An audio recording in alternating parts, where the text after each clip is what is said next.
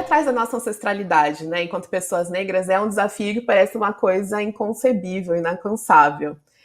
Como foi o processo de você ir atrás dessa história e que momento você falou, poxa, eu preciso ir atrás da minha história, né? E depois desse processo de você decidir ir atrás dessa história, como é que o surgimento do livro entra?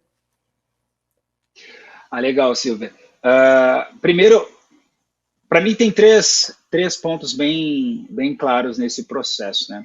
Primeiro, lá atrás, acho que comecei não sabia que era ainda, tinha um nome isso, chamava-se genealogia, mas esse estudo de entender a ancestralidade, os antepassados, começando com pai e mãe, como eu fui criado longe do meu pai e da minha mãe, então começou lá atrás e conversas, principalmente com a minha avó, mãe, né, que me criou, conseguir entender, se posicionar no mundo, né? Quando você não tem ali a presença dos pais, a presença das minhas irmãs também, então você acaba tentando se posicionar. Então aí eu comecei a fazer essa primeira procura.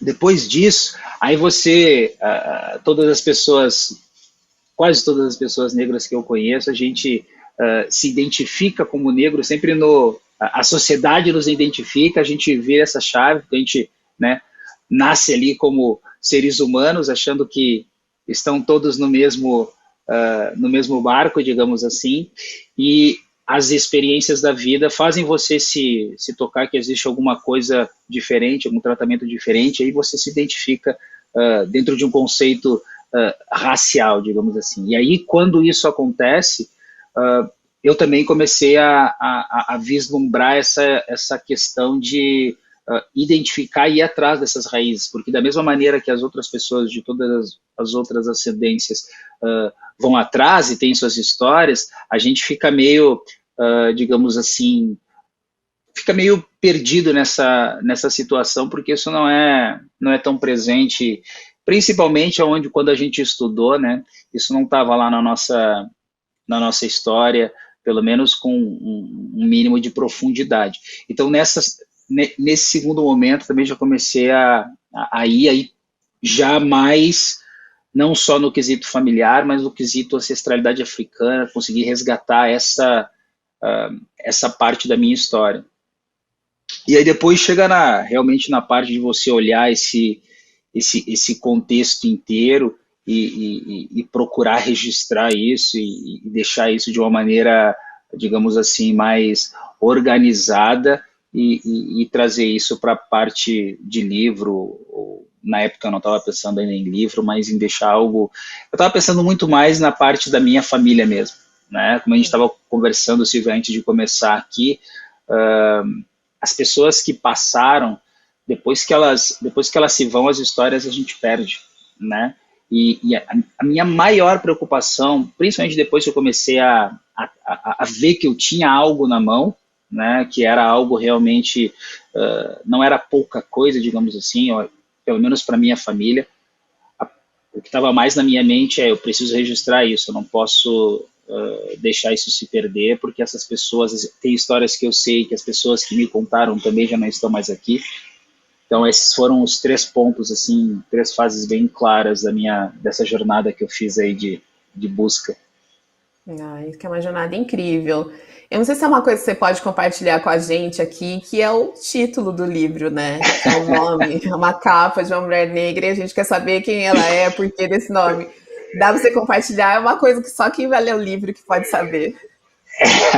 Essa eu acho que só quem lê o livro que pode saber. Esse é um ponto, é um tópico legal, se ver essa pergunta, porque se nós falamos de genealogia, a gente está pensando em pessoas, né, em níveis de parentesco, etc., em gerações, mas é muito mais, digamos assim, quantitativo. Você vai atrás das pessoas, pais, mães, avós, etc. E quando eu pensei em fazer o livro, eu pensei em unir essas histórias e criar uma narrativa só, digamos assim, tem uma história só, né? Uma busca que ela passa por vários capítulos no tocante ao livro, mas que toca a história de várias pessoas, toca épocas e lugares, e o o título Teresa, especificamente, é uma parte central dessa história, que, fora um nome que eu acho um nome bonito e traz para mim uma questão de força muito grande, que também está ligado com a questão muito central desse livro, a história muito central desse livro.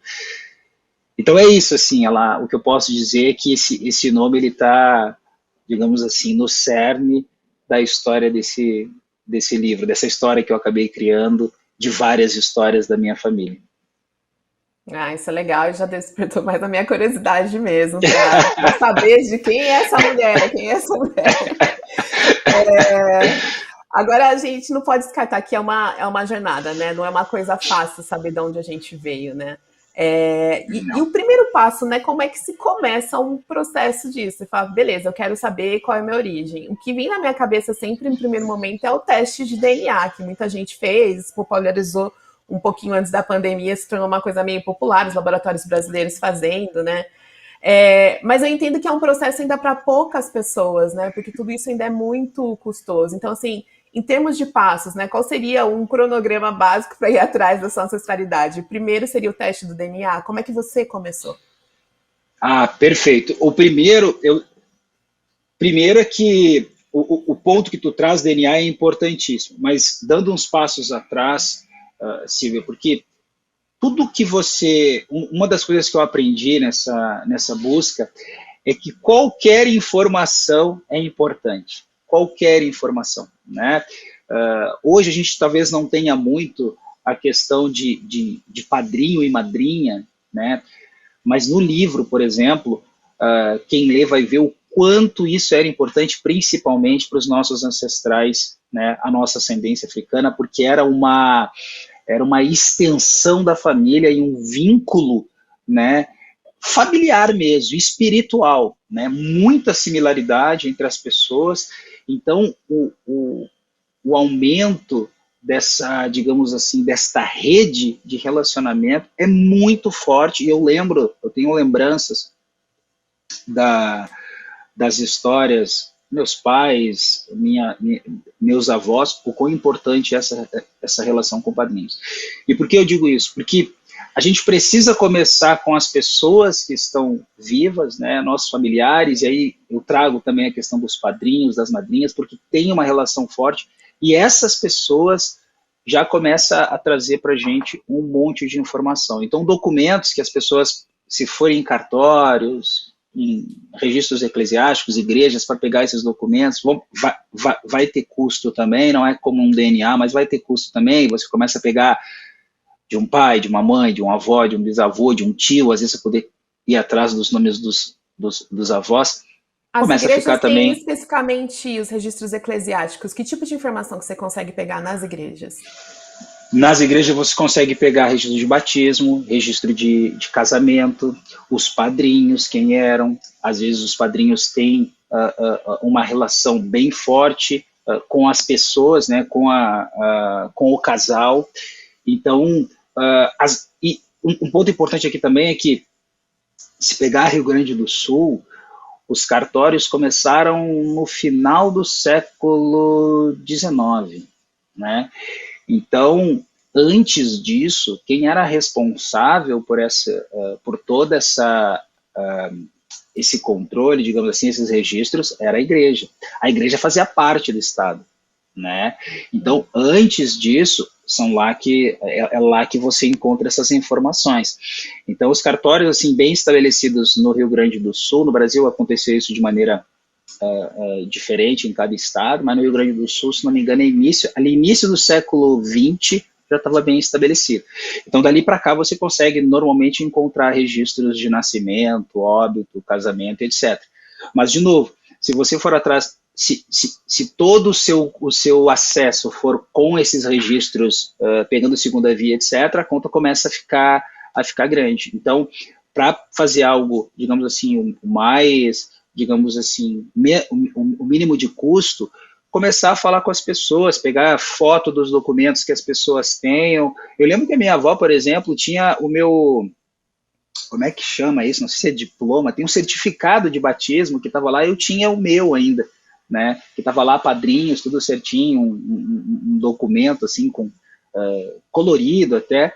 Então, assim, você tira uma foto, agora é simples para a gente, né? O celularzinho, tira foto de outros documentos. Então, eu começaria por aí, com as histórias também, um nome, qualquer coisa é importante. Precisa falar, putz, eu conheci fulana, que era amiga. Às vezes aquelas pessoas que estão perto ali, que a pessoa se lembra, você vai ver, ela tem um vínculo familiar com alguém. Então eu começaria por aí, pegaria tudo que posso, histórias, fotos, registros, etc. Fotos mesmo das pessoas, porque é muito difícil, as fotos também começaram, eu acredito que foi ali século XIX também, mas até chegar no Brasil, difícil as famílias que tinham. Então, tudo que for possível pegar com as pessoas que estão em vida é importante. E aí depois, sim, aí depois tem os cartórios, tem os registros eclesiásticos, que tem um custo, mas também você pode completar essa informação. O outro ponto também, antes de chegar em custo, são os arquivos, museus. Então, tem muita coisa no nosso país, tanto no nível municipal, estadual, federal, Biblioteca Nacional, Arquivo Nacional tem um monte de informação, os arquivos públicos dos estados. E aí, sim, e aí depois tem cartório, igrejas que a gente falou, e o DNA também, porque o DNA também te ajuda a ter uma ideia, a criar suas hipóteses, né, de onde talvez tu possa ir procurar, dependendo do teu resultado de DNA, pode te direcionar para esse ou para aquele lado. A gente tem uma mescla muito grande aqui no Brasil, né? E às vezes a gente olha e acha uma coisa, a gente tem uma ideia de uma ascendência, você começa a procurar, a ciência está ali para te ajudar e olha, não é por aqui, é por ali. Com certeza, Então, com certeza. O que me leva até a minha segunda dúvida, assim, minha outra dúvida, quanto tempo durou esse processo mesmo, né? E dessas surpresas, assim, que aparece, se você pode citar alguma coisa positiva, negativa durante a trajetória, ou às vezes até que te surpreendeu mesmo, né? Então, assim, quanto tempo se durou, né, desse primeiro start seu até realmente terminar esse livro, né? Quanto tempo foi, principalmente, né, o tempo de pesquisa mesmo, que porque você me fala, você tem que ir para muitos lugares, né? E o que mais, assim, de repente surgiu uma coisa e falou, poxa, isso aqui eu não esperava. Se tem alguma coisa que você pode falar pra gente, assim, nesse sentido. tenho sim, Silvia. Primeiro que o processo, como eu falei inicialmente, eu tenho ele como lá atrás, quando eu era moleque, quando eu me descobri solto ali, sem pai nem mãe, sem irmãos, ali com a minha avó, meus tios. Então, começou ali, o processo realmente começou ali, porque eu tenho lembranças e tenho histórias que eu trago desde aquela época, né? Então, o processo realmente aí é todo esse meu tempo de vida. Durante esse tempo todo, durante a minha vida inteira, eu tive sprints, assim, né? Às vezes eu tava, porque você precisa essa questão de você falar com as pessoas que estão vivas, né? Certas situações, às vezes eu estava com a minha avó, com meus tios, estava vendo algumas fotos, eu tirava foto, fazia perguntas. Então, dependendo da situação, as visitas que eu fazia, eu pegava aquelas informações e guardava. Então, ao longo do caminho, né, eu tive algumas, e sempre guardando as informações, eu tive alguns, como é que se fala assim, pontos, alguns momentos no qual eu fiz uma pesquisa mais profunda e parei, às vezes ficava 1 ano, 2 anos ou mais sem olhar. Às vezes eu descobria algum cartório, descobria alguma informação, fulano era de tal cidade. Aí eu procurava aquele cartório, às vezes achava o telefone, porque como isso aí vem durante anos, agora, por exemplo, tem eu não sei se é especificamente lá do Sul, mas é tipo uma cooperativa, tem vários cartórios que se juntaram e você consegue fazer pesquisas pela web e ele acha em qual cartório está e etc e tal. Então você consegue fazer as pesquisas de uma maneira centralizada e receber essas informações também de cartórios diferentes. Então, tempos atrás não tinha. Depois, quando eu fiquei sabendo disso, aí eu fui lá, coloquei alguns nomes, aí foi mais um sprint, eu consegui mais umas informações. Então, o processo realmente ele veio ao longo do tempo.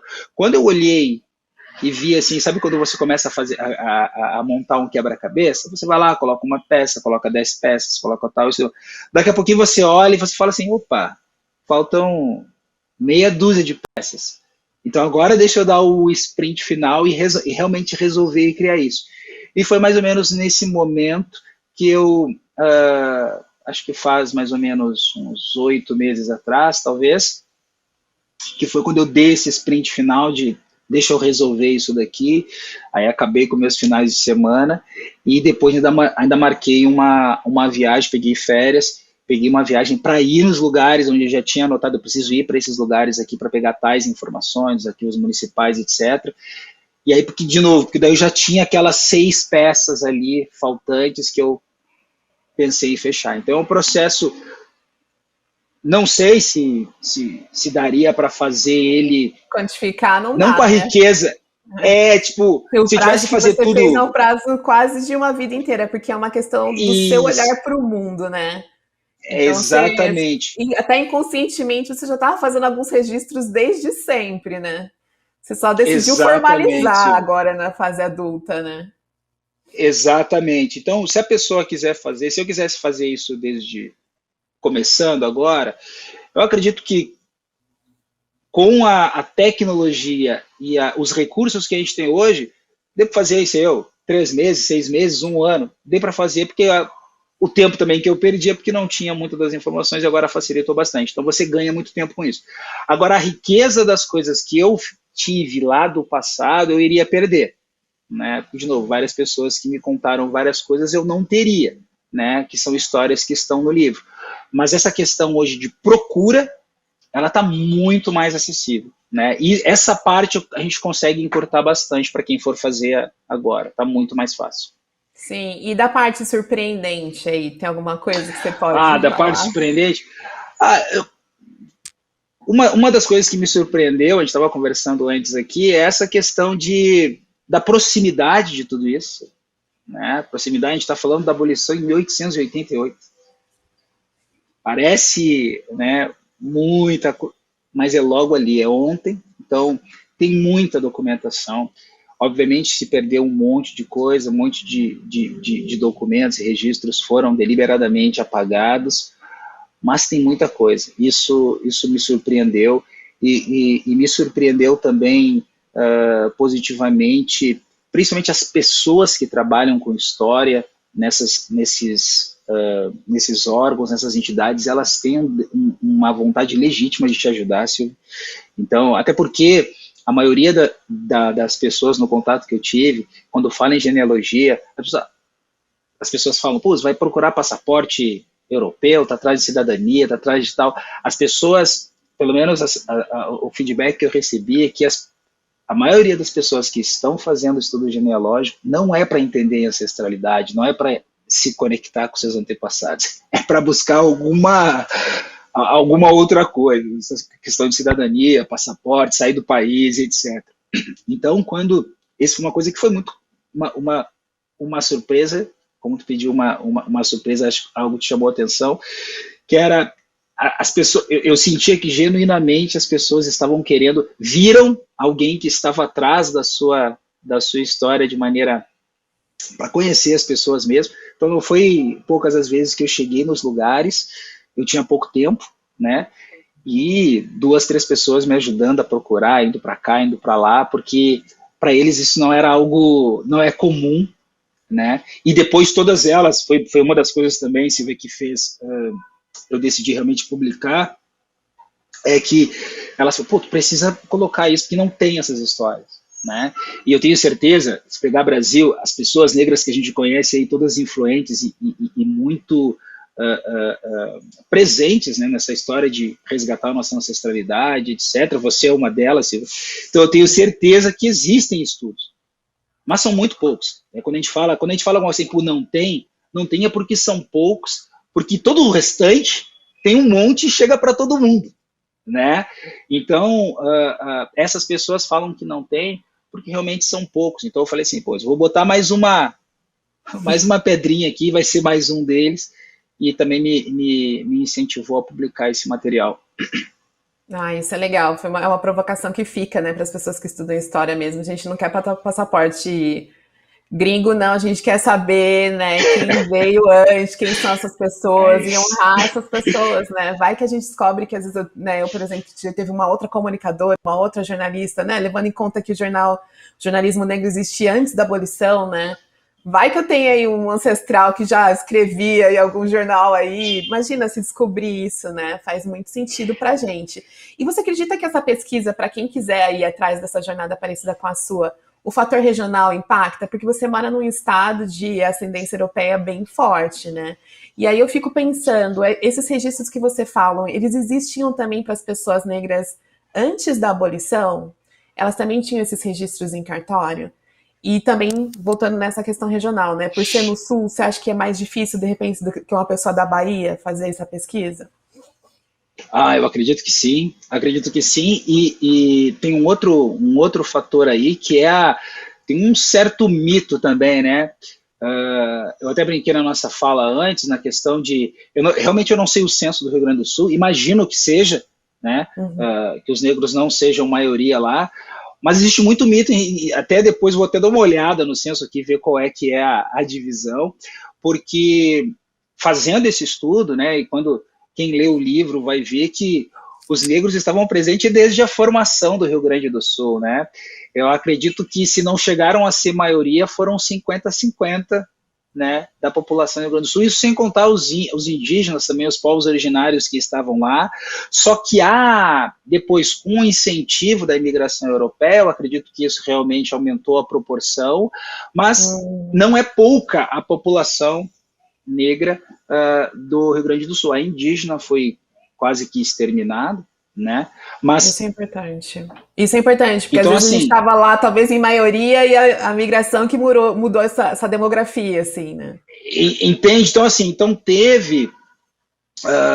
Tem um dos pontos também até tristes deste livro é que você fica sabendo que quando acabou realmente o tráfico negreiro, eles utilizaram as mulheres, né? Que eu ainda brinco no, no, no livro que eu não consigo imaginar um regime pior do que este, né, na humanidade, porque se a gente falar de escravidão que atingiu todas as raças, etnias e povos no mundo inteiro, isso é é algo inédito, você acorrentar uma criança dentro do útero da própria mãe. E eles utilizaram isso para perpetuar a escravidão, porque não poderiam mais trazer pessoas da África, em um momento em que a população do Rio Grande do Sul, eu acredito que no Brasil inteiro, de negros deveria começar a diminuir, a população escrava, ela aumentou, né?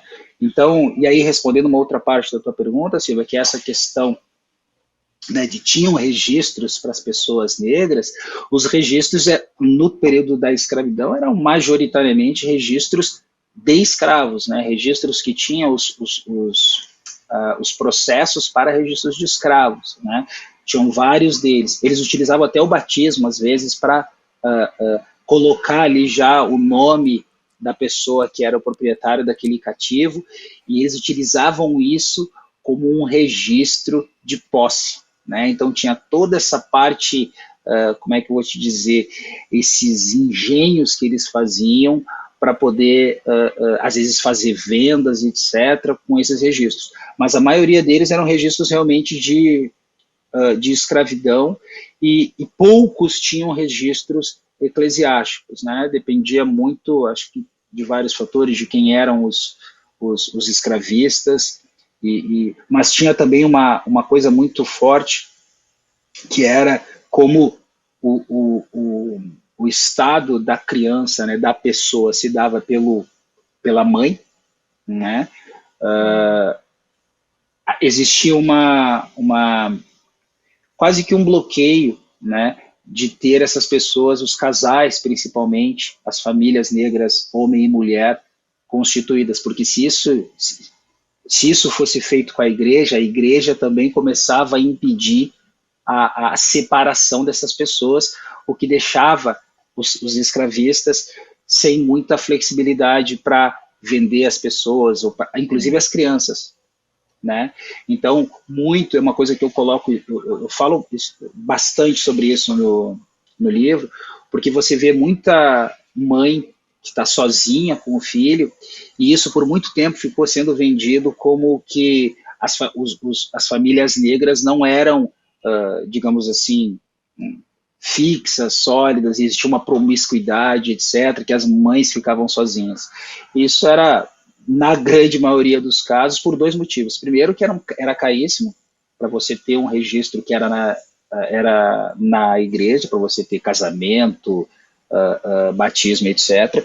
Segundo, que os próprios escravistas não queriam isso, aí, porque depois, inclusive, teve uma lei que as crianças podiam ser separadas na partilha, crianças recém-nascidas da própria mãe. E se as mulheres, né, os homens fossem casados, isso não poderia acontecer. Então, era muito mais negócio para os escravistas impedir essa formalização, porque a igreja ficava em cima, e as mulheres acabarem sozinhas com os filhos, e aí os maridos podiam ser separados, as mulheres, os filhos, etc. Então, os registros oficiais em cartório, primeiro, que nem eu falei, o cartório começou muito depois, mas na igreja eram muito raros, né? Na pesquisa que eu fiz era muito raro, era só registros realmente de escravidão. E aí que você traz essa sua resposta, ela toca fundo na gente, assim, né? Porque realmente são famílias, corpos negros vistos apenas como produtos, assim, né? As mães solos eram um produto mais lucrativo e as famílias negras eram um produto menos lucrativo. Eu acredito que essa jornada também tenha sido emocionalmente densa, né? Se de um lado tem os momentos aí de descobertas que te dão os sprints, os entusiasmos, de outro lado, eu acredito que você tenha visto documentações e coisas que te impactaram emocionalmente nessa jornada. E eu queria saber como é que foi esse processo para você, assim, do ponto de vista emocional, e de que forma isso te mudou o seu olhar sobre a nossa sociedade brasileira como um todo, né? Que parece que a gente avançou, mas quando você vê essas coisas, parece que esse avanço talvez não tenha tão grande. Como é que você sentiu essa jornada do ponto de vista de análise social, mas também de jornada emocional?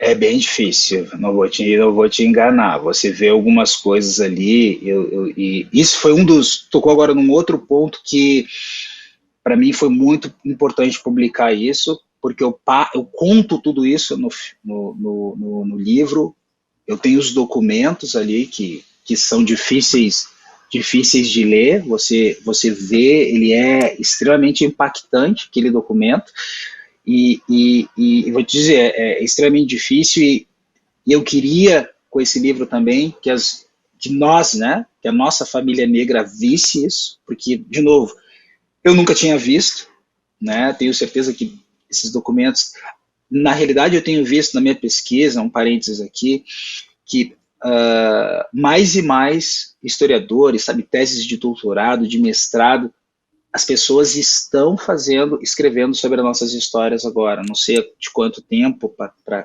para cá, talvez dos anos 2000, mas já tem mais coisas, né?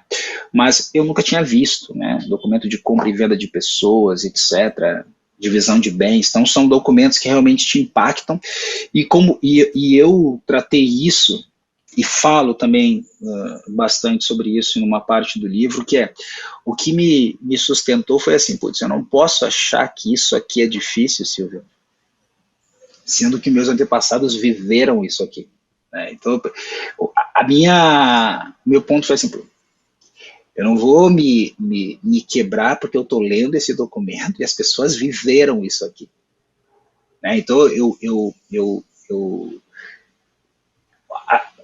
o que eu quero dizer é assim, em nenhum momento eu me vitimei olhando esses documentos, né? Se alguém precisa se sentir mal com esses documentos, são as pessoas, né, brancas que vão ler esse livro, né? Então, acho que, não sei se eu estou sendo claro aqui no meu ponto, que é nós negros, nós precisamos olhar para esse documento, né, com 1% da força das pessoas que viveram esses documentos. Então, esse foi pelo menos foi a minha mente quando eu estava tratando isso, né? E eu acho que responde um pouco da tua pergunta quanto como eu vejo a sociedade hoje, né? Tem alguns pontos que eu acho que são importantes colocar, porque as pessoas, o ser humano, eu acredito que ele continua o mesmo, né? E as pessoas, digamos assim, com um mínimo de humanidade, elas existiam em todas as épocas. E isso foi uma coisa que eu consegui ver em documentos de 1700 e várias pessoas que estiveram junto com a agência negra na luta contra o que estava acontecendo também. Então, também não era algo que era 100% aceito pela sociedade, incluindo escravistas de um lado. Então, você consegue ver que as coisas que acontecem hoje, que você vê as pessoas, o mundo inteiro comovido e olhando para a causa do outro, isso também existia, isso foi algo positivo também de ver, Silvia. Muito bom. E a minha última pergunta é como você vai facilitar o trabalho dos que vierem depois de vocês, né? Dos seus descendentes daqui a 200, 300 anos. Você começou a pensar, gente, que tipo de registro eu vou deixar para eles, né? Para que seja mais fácil para eles saberem sobre a nossa família do que foi para mim. A gente tem até a tecnologia ajudando isso, mas eu queria pensar, assim, queria entender se em algum momento surgiu essa reflexão mesmo, né? O que eu quero que as pessoas que da minha família daqui a 100, 200 anos, o que elas vão achar, como que elas vão me encontrar, o que elas vão saber sobre mim, se foi uma reflexão que você fez. Eu acho que, eu penso assim, ó, que nosso mundo hoje, Silvio, eu acho que a gente está em tudo quanto é lugar. Eu acho que a gente tem mais coisas sobre mim, sobre você, que a gente acho que talvez gostaria que estivesse aí, porque isso está muito, muito difundido e eu acredito que se não acontecer nenhuma catástrofe, essas informações elas vão se perpetuar, porque o mundo realmente está evoluindo e a informação, vivemos na era da informação, então eu acredito que seja mais fácil lembrar da Silvia, do Marcelo e etc. O que eu realmente quero com esse livro, e penso na minha história e tento passar para os meus filhos também, é resgatar o início. Né? O que eu gostaria que as pessoas que vierem depois de mim pensem é que eu fui uma das pessoas dentro da nossa família que tentou resgatar o início, né? E se eles pegarem esse registro e desse registro eles conseguirem enriquecer e trazerem mais do início, porque a história ela não vai apagando da frente para trás, né? Ela vai apagando de trás para frente. Então, eu tenho certeza que se eu não tivesse feito isso para a minha família, tem várias coisas que iriam se perder, né? Tem coisas porque quando eu estava fazendo o mesmo livro, eu fui em alguns lugares que tinham fotos dos meus antepassados, que tinham registros importantes deles, mas que pegaram fogo, a sede já não existe mais, é uma casa abandonada, teve enchente, molharam todos os documentos, perderam todos os documentos. Então, e aí essa é a história que você não tem mais, né? Então, eu imagino que alguns dos documentos, algumas das informações que eu coloquei nesse livro, o meu livro vai ser mais um tijolinho ali, vai ser mais alguma coisa que vai segurar aquilo, porque se perderem outros documentos, tem mais um ali, sabe assim, é mais uma... é algo a mais para tentar perpetuar aquela história. Então, realmente o meu objetivo é conseguir incentivar os meus aqui depois, que eles consigam cultivar o início, porque é o início que faz, isso para mim é muito claro, assim, né? E lendo o livro, até um ponto que tu colocou antes quando eu via os documentos, quando eu via o que as pessoas passaram, e aí você materializa mesmo, e não é histórias de escravidão, é histórias de escravidão da sua família, né? É o seu ancestral que você está vendo ali. Essa pessoa está 100% relacionada com a sua existência, né, Silvio? Aí você começa a colocar isso em perspectiva, para mim é muito claro, assim, se aquela pessoa tivesse não tivesse sustentado aquilo ali, eu não estaria aqui, né? Então, você precisa realmente ter essa noção do que aquele início lá foi realmente importante. Então, para mim, o livro é a minha tentativa de fazer isso valer. É assim, minha pequena contribuição para que essas histórias sejam contadas, que é o início de tudo que eu coloquei ali. Eu abro o livro com essa introdução, né, de mostrar para as pessoas o que está ali no espelho quando eu olho e ninguém vê. Né? Está ali, ninguém vê, e eu gostaria de trazer essas histórias aí, porque as outras histórias de imigração e etc., a gente está acostumado a ver, né, tem festivais a respeito, né, Silvia? Não, com certeza. E eu agradeço aqui a conversa e eu agradeço pessoalmente, né, como uma jornalista que está há 20 anos contando a história das pessoas, né? Isso é uma riqueza que você traz para a nossa comunidade. E eu tenho certeza que a nossa ancestralidade também celebra muito isso, né? Porque eu acho que é um grande estímulo para as pessoas fazerem o mesmo. Né? A nossa conversa mostra que não é tão impossível como parece. E eu tenho certeza que o seu livro vai estimular muitas pessoas a correrem atrás. A minha família eu sei que vai, né? Tanto eu como o Alexandre, depois dessa conversa, acendeu realmente uma luz de uma possibilidade, assim, de ir atrás, honrar esses nomes, saber quem são essas pessoas, porque eu tenho certeza que tem pessoas formidáveis aí que a gente precisa celebrar, que nossos filhos precisam saber quem são. Então, agradeço pela conversa e por esse livro que é tão importante. Eu que agradeço, mas é exatamente, agora tu me deixou extremamente feliz, fez meu dia, porque um dos objetivos que eu tinha nesse livro era exatamente despertar isso, que as pessoas vissem que dá para fazer, e se uma outra pessoa fizer alguma coisa, não precisa publicar, mas for atrás da sua ancestralidade, mostrar que nem tu falou para os filhos, para os amigos, para os parentes, resgatar essas histórias dessas pessoas, pô, já valeu a pena tudo, isso que tu falou, já valeu a pena todo o esforço já. Então, maravilha, maravilha.